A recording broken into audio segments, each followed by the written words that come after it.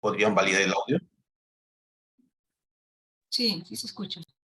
Ok, gracias Jenny. ¿Qué tal, público asistente? Muy buenos días. Vamos a reiniciar nuestra jornada académica en este segundo Congreso Internacional de Topología y Afines, que ya está entrando a su recta final.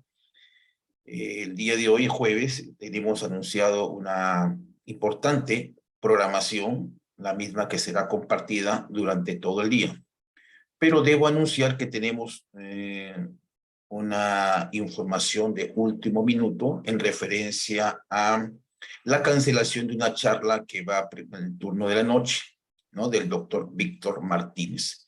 Ya comentaremos qué actividades vamos a desarrollar a fin de no alterar la programación que ya está elaborada.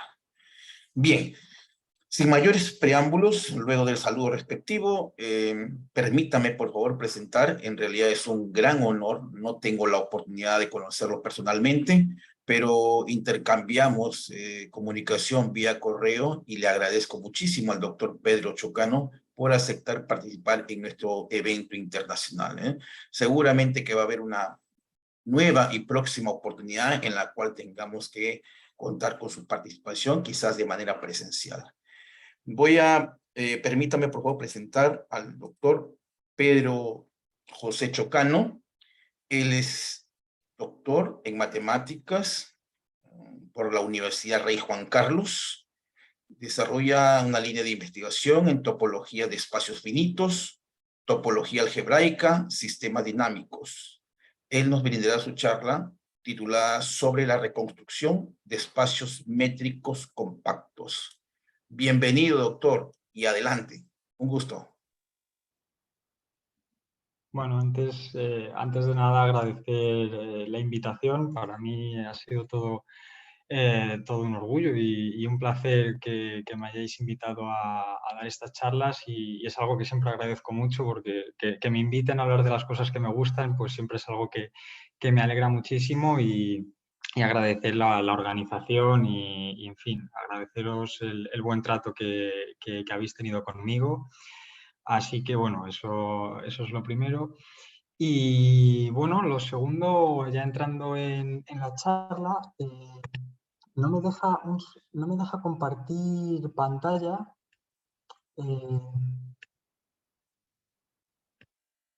Ahora, vale. Vale.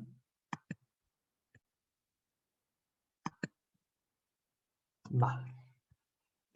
Bueno, y luego ya entrando en lo que viene a ser la charla, pues de lo que voy a hablar es de la reconstrucción de compactos métricos. Entonces, ¿cuál es la idea? La idea original o la principal idea es la siguiente. Imaginemos que tenemos un compacto métrico, el que queramos, puede ser muy complicado, puede ser muy sencillito, puede ser... pues no sé, pensemos también en algún tipo de atractor que sea bastante complejo. La idea que tenemos en este trabajo es intentar obtener información de ese compacto métrico, que pueda ser, pues como digo, muy complicado o muy sencillo, a partir de espacios que sí sabemos que son sencillos y espacios con los que sí podemos, bueno, pues trabajar de manera más cómoda e incluso, ¿por qué no?, desarrollar algún tipo de herramienta computacional que pueda arrojar algo de información a nivel topológico o a nivel algebraico del compacto métrico original con el que estemos trabajando. Entonces, en esa línea va esta charla y lo primero que haré será presentar el esquema que vamos a seguir, el resumen que vamos a seguir a lo largo de toda esta presentación, donde, bueno, pues vamos a empezar prácticamente más o menos desde cero. Definiremos lo que son los espacios topológicos finitos, que su nombre ya lo dice todo, pero bueno, veremos algunas de las propiedades que tienen que son interesantes. Daremos una definición de límite inverso y de procategorías, sin entrar en demasiados detalles para que no sea demasiado técnico, pero por lo menos sí contando un poco la motivación o las ideas que hay debajo de las definiciones que vamos a utilizar más adelante. Entonces, una vez damos los preliminares, ya tendremos todas las herramientas, todos los ingredientes para empezar a desarrollar algún tipo de teoría que me permita, como decía antes, reconstruir o aproximar información de un compacto métrico a partir de esos espacios sencillos, que van a ser los espacios topológicos finitos. En concreto, la primera parte lo que haremos será reconstruir el tipo de homotopía del compacto métrico. Realmente haremos algo un poquito más fuerte, que ya lo veremos. Y a continuación, pues bueno, lo que haremos será debilitar un poco las hipótesis de la construcción que hemos hecho para, bueno, no reconstruir el tipo de homotopía, pero por lo menos poder aproximar invariantes algebraicos del espacio original. Finalmente daremos algunas pinceladas sobre, bueno, cómo intentar implementar el método que vamos a motivar en esta charla y veremos bueno, pues, distintas aplicaciones o líneas de investigación a seguir. Una de las aplicaciones tiene relación con la teoría de la forma, que bueno, pasaremos bastante por encima en esta aplicación, pero simplemente pues, mencionarlo y veremos bueno, pues, otros trabajos relacionados con este que vamos a ver hoy. Así que nada, lo primero de todo, pues, bueno, ¿qué es un espacio topológico finito? Pues su nombre lo dice, coges un conjunto finito y defines una topología. Claro, ¿qué sucede? Pues que a nivel topología, si pensamos en topología general y vamos estudiando distintas propiedades, vemos que realmente, bueno, parece un poco pobre. Y es que si pensamos en los axiomas de separación y somos tan osados de pedir que nuestro espacio topológico finito resulte que satisfaga o pedimos que cumpla la propiedad de separación T1, entonces lo que podemos ver es que realmente la topología que tenemos es la discreta. Entonces todo es abierto, todo es cerrado, no es muy interesante. Por tanto, como mucho vamos a poder pedir que estos espacios bueno, pues satisfagan la propiedad de ser T0 a nivel separación y nada más. Por otro lado, tenemos que a nivel compacidad, pues hay poco que decir. Precisamente si tenemos un conjunto finito y ahí definimos una topología, vamos a tener una cantidad finita de abiertos, así que todos ellos van a ser compactos. Así que desde ese punto de vista, si aplicamos las definiciones que uno empieza a estudiar cuando empieza con un curso básico de topología, pues vemos que parecen no muy interesantes o que no tienen demasiada riqueza. Pero la clave de esto, o lo interesante, va a ser no tanto la parte topológica, sino que se pueden tratar desde otra perspectiva. Y es lo que está anunciado aquí abajo, y es que los podemos ver como objetos combinatorios. Vamos a ver cómo hacerlo. Si nosotros tenemos nuestro espacio finito X y cogemos un punto, lo que podemos hacer es considerar pues, la intersección de todos los abiertos que contengan ese punto. Precisamente como mi espacio es finito, pues esa intersección arbitraria realmente es una intersección finita de abiertos y, por tanto, lo que acabamos de hacer es obtener un abierto, que es el abierto minimal que contiene al punto X. Bien, con estos abiertos minimales lo que vamos a hacer es definir una relación. Esa relación va a venir dada como está aquí escrita, que es que, bueno, diremos que dos puntos, X e Y, X es más pequeñito que Y, perdón, sí, X es más pequeñito que Y, si solo si el abierto minimal asociado a X está contenido o es igual al abierto minimal de Y. Pues bien, esto lo que hace es que podamos tratar pues, un espacio topológico finito, lo veamos como un conjunto parcialmente ordenado. También tenemos la manera de ir hacia atrás. Si partimos de un conjunto finito y un orden parcial, podemos asociarle una topología de manera que es una topología para ese conjunto finito que es T0. Así que un poco la moraleja de esto, sin entrar en demasiados detalles técnicos, es la siguiente. Lo que podemos hacer es, este tipo de objetos los podemos tratar desde dos puntos de vista distintos, o bien desde el punto de vista topológico, o bien desde el punto de vista combinatorio, como conjuntos parcialmente ordenados. Y esto va a servir para enriquecer un poco toda la teoría y para, por ejemplo, nociones topológicas, trasladarlas a nociones combinatorias e intentar estudiar pues, cosas que quizás desde el punto de vista topológico pueden ser un poquito más complicadas a nociones combinatorias donde, bueno, pues podamos intentar abordar los problemas. Y bueno, pues vamos a ver un ejemplo muy sencillo. Este ejemplo nos va a acompañar en un par de diapositivas y lo que comentaba antes. ¿Qué es un espacio topológico finito? Pues conjunto finito y define una topología. Aquí tenemos este conjunto formado por 4 puntos y he definido aquí, pues bueno, esta topología. ¿Qué hemos hecho a continuación? A continuación lo que tengo aquí escrito son esos abiertos minimales de los que hablaba en la anterior diapositiva, que se construyen pues cogiendo el punto, todos los abiertos que contienen ese punto y los intersecamos. En este caso concreto, pues el abierto minimal asociado al punto A, pues evidentemente va a ser el propio punto A, puesto que A ya por sí mismo es un abierto, está definido como un abierto. Exactamente la misma situación tenemos aquí para el punto C y, bueno, pues más o menos parecido tenemos para el punto B y el punto D. Por tanto, siguiendo la anterior diapositiva, que decíamos que un punto era más pequeño que otro, si solo si el abierto minimal de uno estaba contenido en el del otro, lo que obtenemos es que a este espacio topológico finito le podemos asociar este orden parcial. ¿Vale? Donde lo que estamos diciendo es que A es más pequeño que B, pues evidente, puesto que el abierto minimal de A está contenido en el de B. Y bueno, pues podemos seguir exactamente igual con el resto. C es más pequeño que B y más pequeño que B. Aquí abajo lo que tenemos es una especie de dibujo un poco malo, en el que, bueno, pues por intentar visualizar un poco lo que tenemos, pues esto sería pues intentar pintar la topología del espacio topológico finito. Esta no va a ser la representación que vayamos a usar más adelante, sino que vamos a ver que este tipo de espacios admiten una representación muy útil, muy sencilla y muy clara. ¿Y cuál es esa representación? Bueno, pues esa representación es lo que se conoce como diagrama de Haas. Hemos visto que los espacios finitos esencialmente son lo mismo que los conjuntos parcialmente ordenados. Entonces, si yo tengo un conjunto parcialmente ordenado, yo lo que puedo hacer es asociarle un grafo dirigido, donde los vértices del grafo pues son los puntos de mi espacio y donde lo que voy a hacer es lanzar una arista entre dos vértices. Si X e Y, pues tenemos la relación de que uno es más pequeño que el otro y no puede incluir un tercer elemento entre medias. De esa manera, pues lo que hacemos es construir un grafo dirigido en el que la orientación va, pues bueno, del vértice del elemento pequeño al elemento grande. De ahora en adelante, en los diagramas de Haas que puedan aparecer a continuación, en casi todos ellos no vamos a escribir de manera con flechas la orientación, van a desaparecer simplemente por sencillez, y lo que vamos a asumir es que la orientación en los futuros diagramas de Haas que veamos es una orientación que va de abajo hacia arriba, ¿vale? Siempre que veamos vértices arriba, pues son vértices que reciben flechas.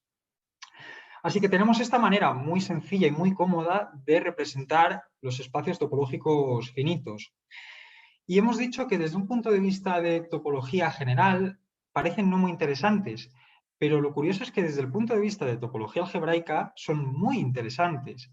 ¿Por qué? Porque esencialmente, a pesar de que, aunque no resulte muy intuitivo pensar que, no sé, estos espacios puedan tener grupos interesantes, yo que sé, grupo fundamental que no sea trivial o grupos de homología que no sea trivial, la cuestión es que sí, que tienen grupos muy interesantes, tan interesantes como los que puedan aparecer con los complejos simpliciales.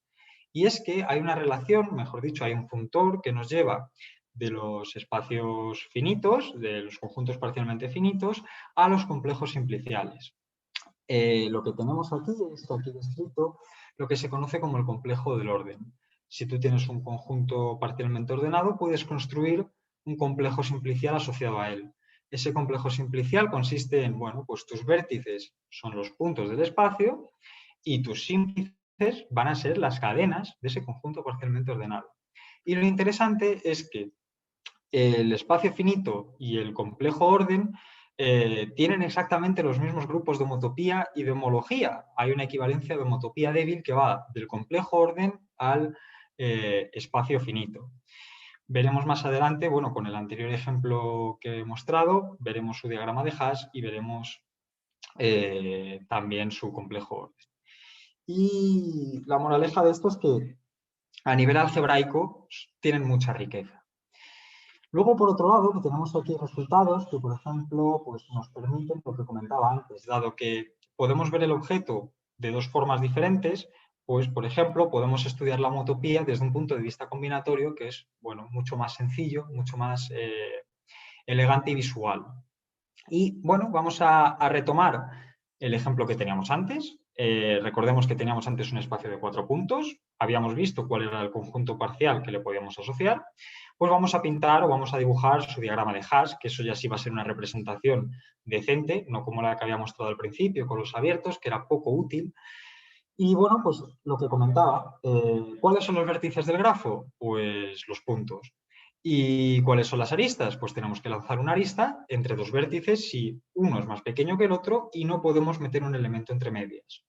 En este caso tenemos que A es más pequeño que B, no puedo meter un elemento entre medias, luego tengo que lanzar una arista. Y lo que comentaba, estoy emitiendo la orientación, pero asumo que la orientación va desde A hasta B, de abajo a arriba. De igual manera, puedo hacer lo mismo con A y B. A es más pequeño que B, no puedo meter un vértice entre medias o un punto entre medias, por tanto tengo que poner una lista donde la orientación va de A hasta B. Y de manera análoga hacemos lo mismo con las relaciones que nos faltan. De esa manera lo que obtenemos es un grafo dirigido que bueno, es una representación visual de mi conjunto parcialmente ordenado o mi espacio topológico finito. Y bueno, por aquí a la derecha lo que tenemos es el complejo de orden. En el complejo de orden es un complejo simplicial que yo lo asocio al conjunto parcialmente ordenado finito. De nuevo, los vértices son los puntos y los símplices son las cadenas. Aquí tenemos 4 cadenas. Tenemos que A es más pequeño que B, eso es una cadena de longitud 1, por tanto tenemos que colocar aquí un 1 símplice, este que tenemos aquí, AB. Y bueno, pues simplemente tenemos que seguir razonando exactamente igual. A es más pequeño que D, eso es una 1 cadena, luego tenemos que colocar aquí un 1 símplice y así sucesivamente. Así que bueno, ya hemos visto cómo, bueno, algunas propiedades básicas de los espacios topológicos finitos. Vamos a introducir ahora de manera muy rápida una noción que va a ser fundamental en esta charla, que es la noción de sucesión inversa, y a continuación veremos la noción de límite inverso. Se puede dar una definición mucho más abstracta para categorías y más abstracta todavía que la definición de sucesión inversa, que es la que se conoce como sistema inverso. Para nuestros objetivos, pues nos basta con saber qué es una sucesión inversa, y una sucesión inversa esencialmente es un diagrama como el que tenemos aquí. Es una sucesión de espacios topológicos donde tenemos aplicaciones continuas entre ellos, de los que hemos numerado mayores a los menores. Es decir, tenemos aplicación si esto es n y m es más pequeño que m, pues de n a m. ¿De acuerdo? Entonces, bueno, pues esto es esencialmente una sucesión inversa. Tenemos estos espacios que los vamos a llamar términos, y a estas aplicaciones que nos aparecen entre esos términos las vamos a llamar bounding maps. Aquí abajo tenemos un ejemplito muy visual de una sucesión inversa, donde lo que hemos hecho es tomar un intervalo y a continuación hemos tomado un subintervalo. La bounding map en este caso es simplemente pues, la inclusión, y a continuación repito pues, la misma jugada. Cojo otro subintervalo y vuelvo a considerar la inclusión. Así que bueno, pues aquí tenemos un ejemplito de una sucesión inversa en la categoría topológica. Bien. Relacionado con la noción de sucesión inversa está la de límite inverso. Límite inverso lo que podemos ver es como una especie de paso al límite en el que, claro, mi sucesión es de espacios topológicos, entonces si yo hago como un paso al límite, yo quiero tener un espacio topológico. Pues eso es esencialmente un límite inverso. Un límite inverso es construir a partir de la sucesión que hemos visto antes un espacio topológico nuevo. En este caso, el espacio topológico viene definido de esta forma. Si trabajamos en la categoría topológica, para otras categorías no hay una descripción tan clara, pero nosotros nos vamos a mover constantemente en la categoría topológica, así que nos vale esta definición de límite inverso. Y bueno, pues es un subespacio de cogerse pues, todos los términos que teníamos en esa sucesión, hacer su producto, pues es un subespacio de ese producto, donde los puntos tienen que satisfacer estas condiciones, ¿vale? Que es la que tenemos aquí escrita, que esa condición así escrita puede decir poco, pero a nivel intuitivo es bastante sencilla. Al final lo que queremos es quedarnos con puntos que de alguna manera persistan en el siguiente sentido, en el sentido de que yo cojo un punto en el primer espacio y ese punto tiene que ser preimagen de un punto del segundo, que a su vez tiene que ser preimagen de un punto del tercero y así sucesivamente. Si volvemos a nuestro ejemplo sencillito, el que teníamos antes, que era pues coger intervalos, un intervalo, subintervalos y las inclusiones. Bueno, pues si volvemos a este ejemplo, pues ¿cuál va a ser su límite inverso? Pues su límite inverso va a ser esencialmente un punto, porque el único punto que persiste a través de estas inclusiones o que va a sobrevivir, entre comillas, es precisamente el vértice que vamos a tener aquí abajo del todo. Ese es el único que se va a quedar de todos, el único que va a tener siempre preimágenes. Así que bueno, ya tenemos la noción de espacio finito, de sucesión inversa y de límite inverso. Vamos a ver otro ejemplito más de esto, de límite inverso, con bueno, pues un ejemplo clásico, el anillo hawaiano. El anillo hawaiano viene definido de esta manera, que esencialmente es coger muchas circunferencias o circunferencias donde cada vez vamos haciendo más pequeñito el radio y las estamos pegando todas por un punto. Este espacio se puede ver como límite inverso de una sucesión inversa, donde la sucesión inversa pues, es la que tenemos aquí descrita. El primer espacio es simplemente una circunferencia, nada más.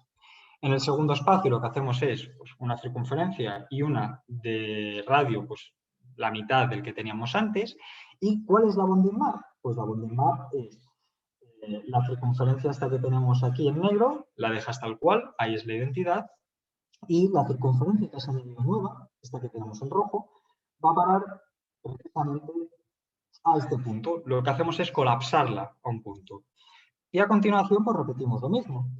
El tercer espacio es añadir una nueva circunferencia al segundo espacio que tenga el diámetro, pues, la mitad, el radio, la mitad del que tenía el último círculo que añadimos. Y de nuevo, la bounding map consiste en esta circunferencia exterior y la del medio, que es la identidad, y la circunferencia que hemos añadido nueva, que la tenemos aquí pintada en verde, colapsarla a este punto que tenemos aquí. Y bueno, podemos proceder de esta manera y si estudiásemos el límite inverso, pues lo que obtenemos es precisamente el anillo hawaiano, que es el que está aquí descrito. Así que bueno, aquí tenemos un ejemplito clásico. Y una vez tenemos estas nociones, pues es interesante resaltar pues, algo que nos va a ayudar o que nos va a permitir, nos va a dar algo de juego más adelante. Y es la noción de procategoría. No voy a entrar, como digo, en demasiados detalles técnicos, simplemente hay que quedarse con la siguiente idea. Yo he definido lo que era una sucesión inversa. He dicho que realmente se puede dar una definición más abstracta, pero bueno, vamos a pensar que tenemos sucesiones inversas. La idea de las procategorías es construir una categoría donde tus objetos son precisamente esas sucesiones inversas. Que en este caso, bueno, pues como digo, se tendría que hacer un abstracto para sistemas inversos. Y bueno, ¿cuáles van a ser los morfismos? Pues si mi objeto es una sucesión inversa, los morfismos van a ser sucesiones de aplicaciones que vayan de esas sucesiones inversas a esas sucesiones inversas. Aquí tenemos un ejemplito en el que lo que hemos hecho es, bueno, pues pensar que tenemos esta sucesión inversa, que colocamos de nuevo la misma, y un morfismo pues sería pues eso, un conjunto de aplicaciones que van de los términos de una a los términos de la otra, de manera que aquí, si os dais cuenta, se están generando muchos diagramas. Hay que poner la condición de que todos estos diagramas conmuten, es decir, que tengan un buen comportamiento.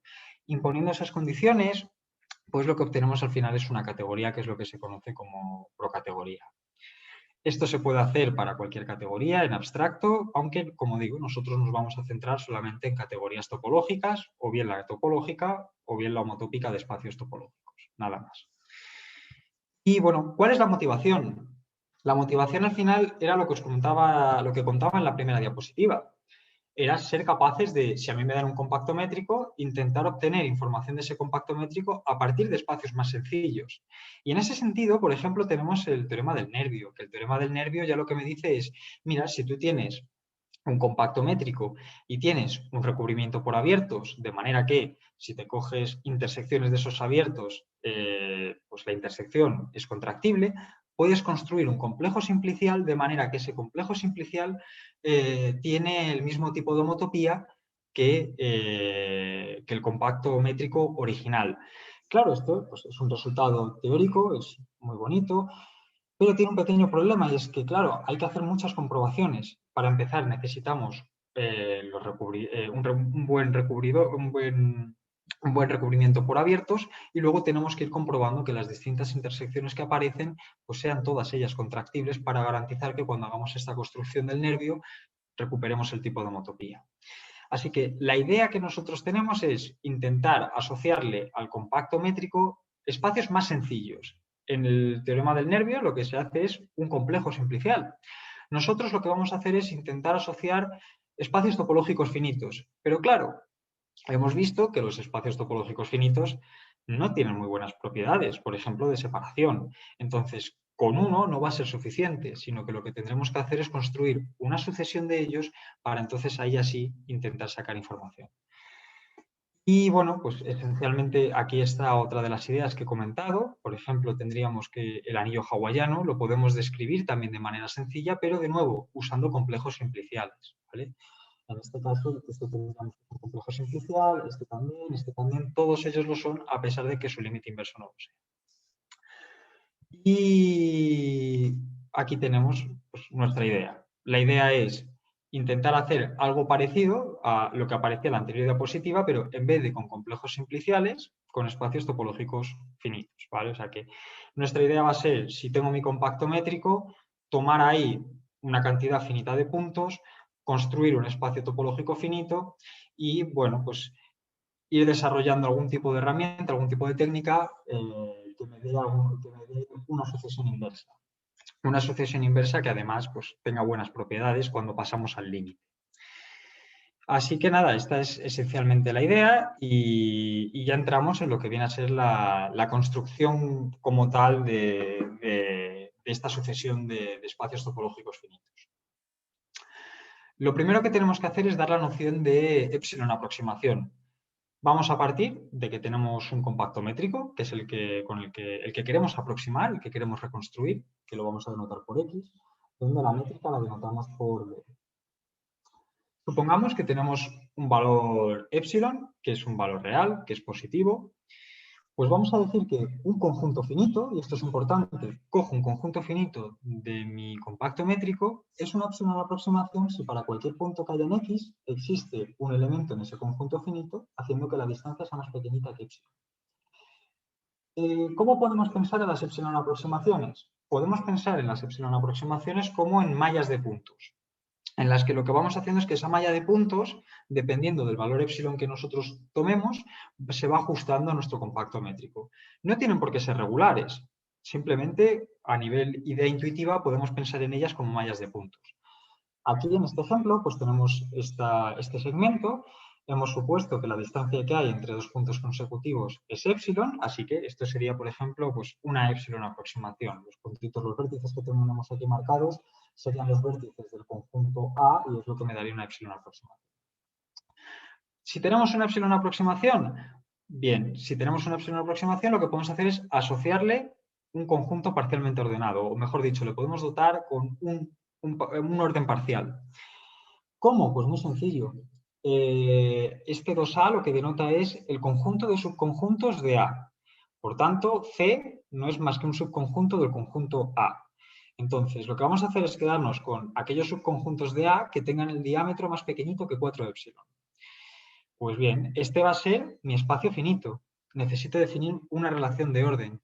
¿Cuál va a ser? Pues vamos a decir que un subconjunto es más pequeño que el otro si solo si este está contenido en este.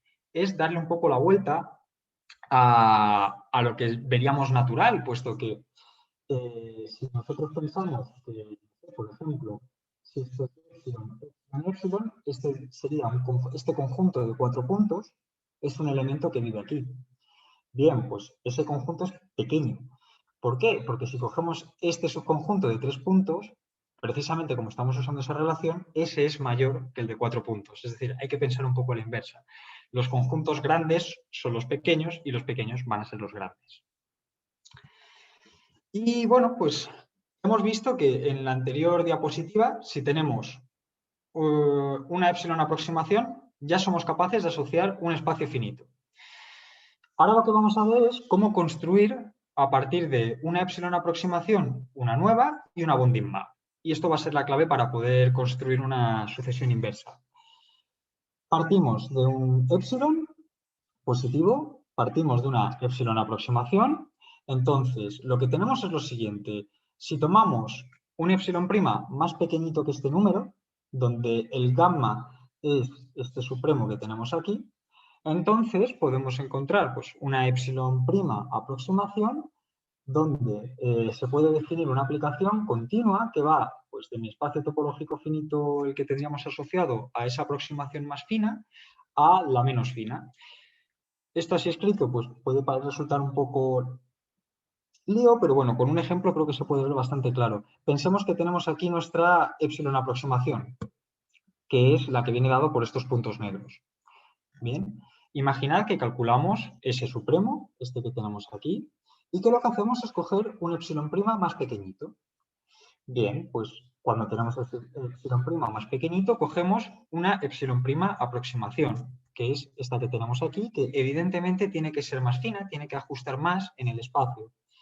Pues bien, lo que me garantiza este lema es que si yo considero la siguiente aplicación, que consiste en a cada punto, yo como, bueno, el punto sigue siendo del mismo espacio, lo que hago es que le coloco una bola de radio epsilon y todos los puntos que estén contenidos en esa bola de radio epsilon y que pertenezcan a esta aproximación, a la menos fina, pues esa va a ser su imagen. Que resulta que mi subconjunto aquí, el que vive en la aproximación más fina, tiene varios puntos, pues simplemente tomo sus uniones. Ya está.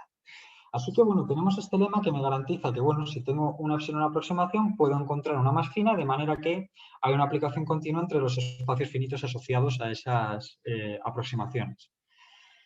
Y ya con esto lo tengo todo. Ya con esto lo que puedo hacer es, bueno, si yo tengo un compacto métrico, yo puedo asociarle a ese compacto métrico una sucesión de espacios finitos donde los términos son precisamente estos espacios que construimos a partir de esas aproximaciones y donde las aplicaciones continuas son las que acabamos de construir previamente, que ya hemos visto que el lema nos garantiza que están bien definidas y que son continuas. Así que, bueno, pues aquí, por ejemplo, tenemos otro ejemplito donde lo que hemos hecho ha sido tomar ese 1. Hemos tomado un epsilon que fuese muy grande, de manera que nos ha bastado con un punto, este que tenemos aquí en rojo, para que fuera una epsilon aproximación. Entonces, claro, ese primer espacio pues es el espacio formado por un punto y ya está. A continuación, tomamos un epsilon más fino, que satisfaga la propiedad esta de que tiene que ser más pequeñito que el anterior menos el supremo entre 2. Y bueno, pues nos han quedado que bueno, tenemos aquí una aproximación más fina de 4 puntos, que son los que tenemos en verde. Y este arco lo que representa es el punto más pequeño que tenemos de ese espacio. Y bueno, pues podemos seguir exactamente igual. Cogemos un epsilon más pequeñito que cumpla las hipótesis que nos interesan y obtenemos pues una nueva aproximación, que es la que está aquí pintada en azul, donde los arcos, de nuevo, lo que me determinan son los puntos más pequeños, es decir, los puntos que tienen el subconjunto con más puntos que tenía, ¿vale? Así que nada, ya tenemos una manera de, dado un compacto métrico, asociarle una sucesión inversa de espacios finitos. Y bueno, ¿por qué es interesante esta sucesión? Pues esta sucesión es interesante porque sorprendentemente nos devuelve, cuando estudiamos su límite inverso, el tipo de homotopía del compacto métrico original. Pero es que no solamente es que nos devuelva el tipo de homotopía, sino que nos dice algo más. Y ese algo más es lo siguiente. En el límite inverso de esta sucesión, lo que tenemos es que hay una copia homeomorfa de X, de manera que es un retracto fuerte de formación. Es decir, que en ese límite inverso lo que está sucediendo es que de alguna manera estamos reconstruyendo X de manera fiel, homeomorfa, pero además estamos añadiendo muchas más cosas que de alguna forma, bueno, estorban, pero bueno, no estorban mal porque las podemos deformar para recuperar el espacio X. Así que bueno, como hemos visto, los espacios topológicos finitos por sí solos no tienen buenas propiedades de topología general, pero fijaros, si cogemos una sucesión de ellas y estudiamos su límite inverso, sí que pueden servir para reconstruir espacios que sí que puedan tener buenas propiedades a nivel separación. Y bueno, relacionándolo con la noción que hemos visto antes al principio de procategoría, pues claro, aquí surge la pregunta natural de pensar que si yo cojo una sucesión o yo me construyo una sucesión y otra persona se construye otra sucesión, pues es cierto que en el límite inverso ambas van a devolver lo mismo. El resultado anterior no depende de la sucesión que yo esté cogiendo. Pero bueno, este resultado además también lo que nos viene a decir un poco es que a nivel sucesiones las dos vienen a ser la misma. Lo que quiero decir con esto es que si tenemos dos sucesiones construidas de esta forma, donde los puntos que hemos cogido para las epsilon aproximaciones, incluso los valores epsilon, son completamente distintos, pues en una categoría adecuada, que en este caso es la procategoría de homotópica de los espacios topológicos, lo que tenemos es que las dos son isomorfas. Así que, bueno, aunque construyamos distintas sucesiones usando estos pasos, esta receta, en esa categoría son isomorfas, sin necesidad de ver que, bueno, si tiramos a un límite inverso también lo tenemos. Así que nada, tenemos estos resultados.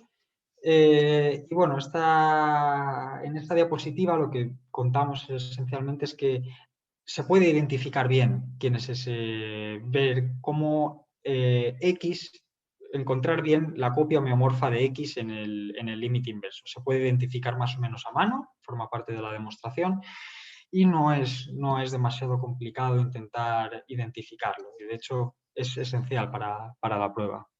Vamos a ver ahora la comparación de la construcción que nosotros hemos propuesto con otras construcciones que se pueden encontrar en la literatura. La original o la primera que usa espacios finitos para reconstruir propiedades topológicas de espacios topológicos se puede encontrar en el artículo de Emily Kleider de 2009, en el que, bueno, lo que hace es partir de un complejo simplicial y a ese complejo simplicial asocia una sucesión inversa de espacios topológicos finitos. De manera que, bueno, cuando se estudia el límite inverso de esa sucesión, se reconstruye en homotopía el complejo simplicial. Una generalización de ese resultado lo obtuvo Pavel Bilski en 2017 para espacios localmente compactos, para compactos y Hausdorff. ¿Qué problema tiene esa construcción? O bueno, no es un problema, sino que ya no se mueve en conjuntos parcialmente ordenados finitos. La finitud se pierde. Entonces, bueno, pues a nivel computacional eso puede dar problemas, pues ya no nos estamos moviendo en cuestiones finitas. Y hace poco, en el 2020, también hay otra construcción, que es una generalización a su vez de la de Emily Kleider, que bueno, los autores son Diego Mondéjar y Manuel Alonso Morón, en la que bueno, pues se hace una construcción parecida a la que he comentado antes y de nuevo se obtiene un resultado en el que se reconstruye la homotopía a partir de sucesiones inversas de espacios finitos. Vamos a ver la comparativa entre estas construcciones, qué ventajas pueden tener unas y qué desventajas pueden tener otras. Pues bueno, las ventajas son las siguientes. En la construcción de Emily Kleider, las bonding maps son Vietoris-like. Esto es fundamental para otros trabajos en los que se ha intentado desarrollar una teoría de aproximación a sistemas dinámicos. Que las aplicaciones sean Vietoris-like siempre es bueno. Para los que estén familiarizados con la noción de aplicación de Vietoris, la noción de ser Vietoris-like es la adaptación de ser una aplicación de Vietoris en el contexto combinatorio de espacios finitos. Y bueno, otra ventaja que tiene además esta construcción es que es muy sencilla, es muy intuitiva y tiene una descripción mucho más cómoda que la que nosotros, por ejemplo, hemos dado con la que acabamos de comentar.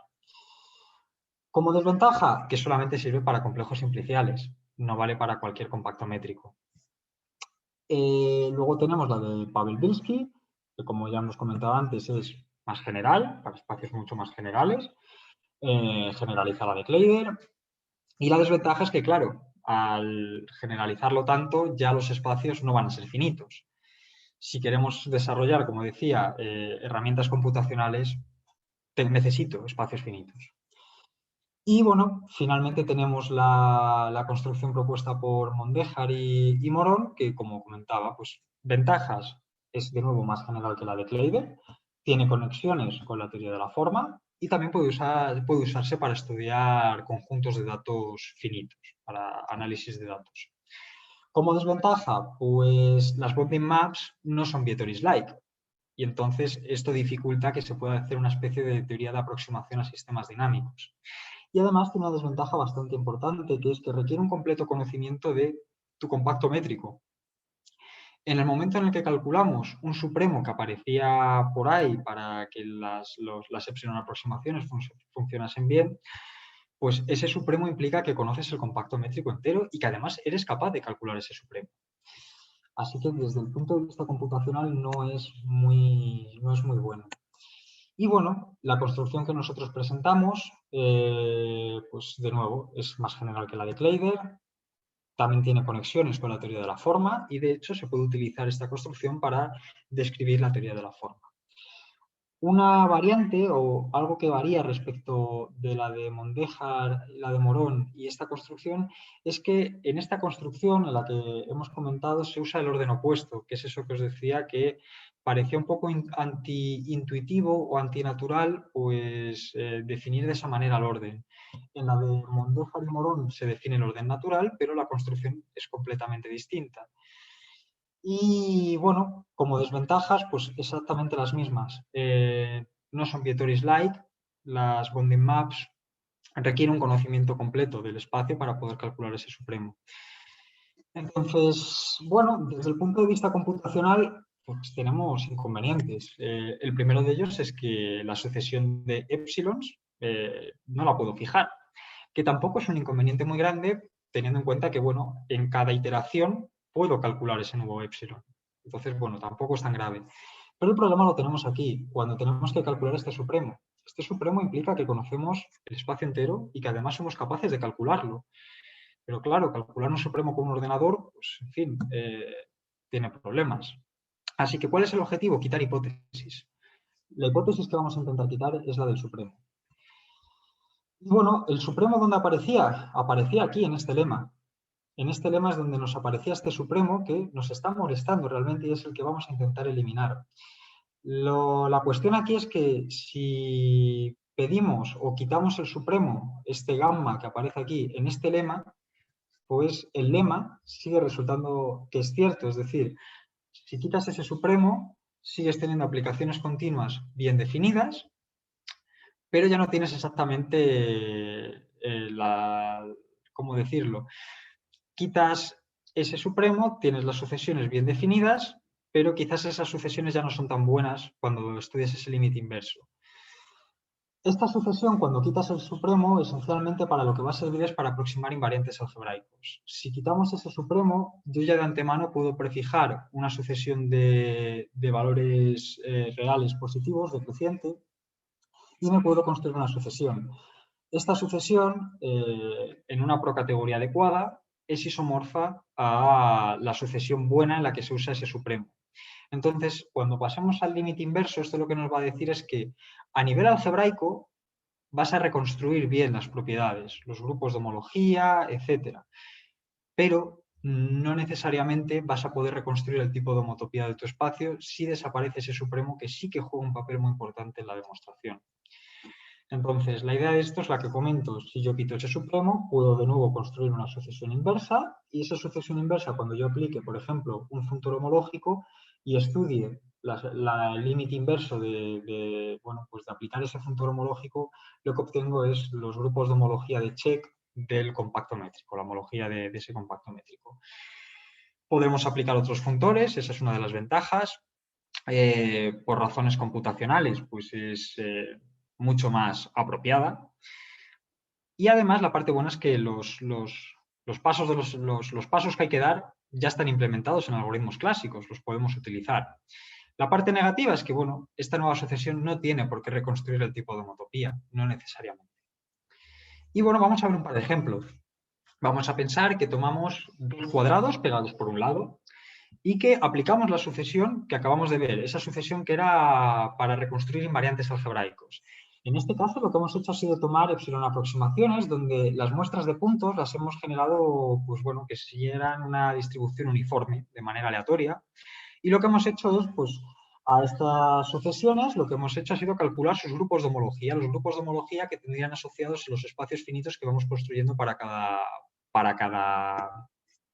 paso. Y bueno, pues en la siguiente tabla lo que tenemos recogido es las dimensiones de esos grupos de homología si tomamos la homología con coeficientes en un cuerpo. Resulta que en H0 la dimensión para el primer espacio es 1 y el resto se mantiene igual, siempre es 1. En el H1, para el primer espacio, pues la dimensión era 0, pero fijaros, a partir del segundo la dimensión siempre es 2. Es decir, que de alguna manera ya en los primeros pasos ya te está dando la homología del espacio, puesto que estamos con dos cuadrados pegados y ya en el segundo paso y de ahí en adelante estabiliza y nos da lo que tiene que dar, lo que tiene que salir. Pero claro, ¿esto a qué se puede deber? Esto se puede deber a que quizás he partido de un compacto métrico, los dos cuadrados pegados por un lado, que es demasiado sencillo, tiene muy buenas propiedades locales. Bueno, ¿qué sucede si considero un conjunto más complejo? Un conjunto de Cantor. De nuevo, puedo repetir la construcción que hemos hecho para el conjunto de Cantor, tomando como puntos de la aproximación pues los endpoints, que salen de ir removiendo estos intervalos intermedios. Y de nuevo, pues lo que hemos hecho es tomar distintas muestras, calcular los grupos de homología de los espacios finitos asociados y lo que obtenemos es la siguiente tabla.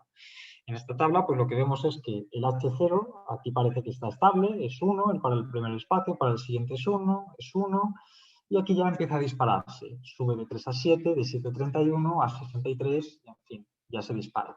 El resto de grupos de homología, las dimensiones van a salir 0, y bueno, esto que está sucediendo aquí, pues es esencialmente lo que uno puede esperar. ¿Sí? Y bueno, lo que comentaba, esto que aparece aquí, que cada vez van apareciendo más componentes conexas, pues de alguna manera es lo que uno se espera si lo que está haciendo es trabajar con un conjunto de Cantor. Tiene todas las que uno quiera. Así que bueno, de alguna manera refleja bastante bien el comportamiento que tiene el compacto métrico. Y bueno, pues la implementación, lo que comentaba, basta con usar herramientas más o menos clásicas. Al final, obtener este espacio finito es equivalente a construir un complejo de Vietoris-Rips. Así que bueno, podemos usar herramientas de estudiar complejos de Vietoris-Rips y los pasos del algoritmo quedarían establecidos así. Fijo una sucesión de valores epsilon, construyo los Vietoris-Rips asociados y la imagen de estas aplicaciones, pues de nuevo, es un problema clásico de geometría computacional. O sea, también hay algoritmos que lo pueden calcular bien. Y bueno, voy ya más justo de tiempo, simplemente un par de cuestiones. No tenía en mente motivar un poco cuál era la idea intuitiva de la teoría de la forma, pero lo mencionaré simplemente por encima, ¿vale? Para los que estén familiarizados con la teoría de la forma, pues hay muchas conexiones con la teoría de la forma. Entre ellas está, pues, si os acordáis al principio he hablado del complejo orden. Si usamos el complejo orden a estas sucesiones, lo que obtengo son expansiones poliedrales y además, no solamente eso, sino que yo puedo dar una descripción de la teoría de la forma usando solamente espacios finitos, sin necesidad de usar complejos simpliciales, poliedros, etcétera. Y nada, ya simplemente para acabar, un par de comentarios más. Como bueno, trabajo futuro y conclusiones, pues una de las cuestiones básicas de trabajo futuro es implementar estos métodos de manera eficiente en un lenguaje de programación para encontrar ejemplos pues, bueno, más sofisticados y aplicaciones más interesantes. Hacer algún tipo de estudio de simulación para, bueno, si yo qué sé, si por ejemplo introducimos errores cuando tomamos las muestras, pues ver que el método es más o menos robusto, que funciona bien a pesar de que haya alguna perturbación. Y una otra idea es pues, desarrollar una especie de teoría de aproximación a sistemas dinámicos usando este tipo de sucesiones y bueno, teniendo una especie de esquema como el que aparece aquí en este dibujillo. Y nada, pues algunas de las referencias que he usado para esta charla, que son solamente unas poquitas, no todas, porque había muchas referencias. Y nada, finalmente, pues agradecer vuestra atención y una vez más pues, la invitación, que para mí ha sido pues, un placer y estoy muy contento de estar aquí. Muchísimas gracias, estimado doctor Pedro. Realmente un gusto nuevamente conversar con usted y escucharlo, ¿no? Sin duda alguna que esperamos contar en los próximos eventos que estaremos organizando. Al público asistente, por favor, si tiene a bien realizar alguna consulta, alguna pregunta al doctor en referencia a la charla que nos acaba de brindar. O en todo caso, verifiquemos el chat, doctor, por ahí si podemos atender alguna inquietud. Sí, a ver.